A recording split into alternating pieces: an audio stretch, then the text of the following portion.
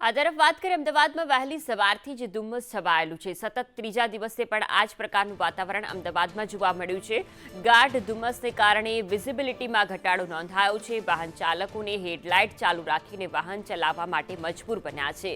અમદાવાદની અંદર છેલ્લા 3 દિવસથી ધુમ્મસભર્યું વાતાવરણ જોવા મળી રહ્યું છે, જ્યાં સૂર્યનારાયણ દેખા ન દેતા હોય તે પ્રકારના દ્રશ્યો વહેલી સવારથી જ જોવા મળી રહ્યા છે। 8 વાગ્યાનો સમય થઈ ચૂક્યો છે।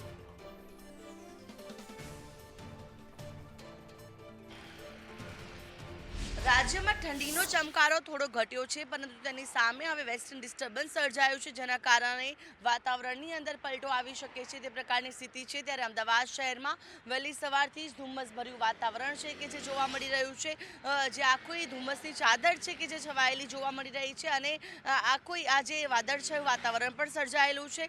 વેસ્ટર્ન ડિસ્ટર્બન્સ જે છે તે સર્જાયું છે અને અરબી સમુદ્રમાંથી ભેજ આવી રહ્યો છે, આના કારણે હાલ આ જે વાતાવરણ છે તે હાલ પલટો સર્જાયેલો જોવા મળી રહ્યું છે, કારણ કે ઠંડીનો ચમકારો તો ઘટ્યો છે। મોટાભાગના જિલ્લાઓમાં તાપમાનનો પારો 1 થી 2 ડિગ્રી સુધી ઉંચકાઈ ગયો છે। અમદાવાદમાં તાપમાન 13 થી 14 ડિગ્રી સુધી નોંધાઈ રહ્યું હતું, જે વધીને હવે 17 ડિગ્રીને પાર પહોંચી ગયું છે। એટલે કે ઠંડીથી તો આંશિક રાહત મળી છે, પરંતુ સામે જે ધુમ્મસભર્યું વાતાવરણ છે તે જોવા મળી રહ્યું છે અને વિઝિબિલિટી પણ ખૂબ ઓછી છે, જેને લઈને વાહન ચાલકો જ્યારે આવી રહ્યા છે, પસાર થઈ રહ્યા છે, ત્યારે પોતાની વ્હીકલ્સની હેડલાઇટ્સ પણ તેઓ ઓન રાખી રહ્યા છે, જેથી કરીને આગળ વાહન છે કયું જઈ રહ્યું છે તે તેમને જોઈ શકાય। એટલે કે વિઝિબિલિટી પણ ખૂબ જ ઘટેલી જોવા મળી રહી છે અને જે આખું ધુમ્મસભર્યું વાતાવરણ છે, ધુમ્મસની ચાદર જે જાણે કે છવાઈ ગઈ હોય તેવું હાલ વાતાવરણ અમદાવાદ શહેરની અંદર જોવા મળી રહ્યું છે। અને આ ધુમ્મસભર્યા વાતાવરણના કારણે વાહન ચાલકોને પણ ક્યાંક ને ક્યાંક મુશ્કેલી વેઠવાનો વારો આવી રહ્યો છે।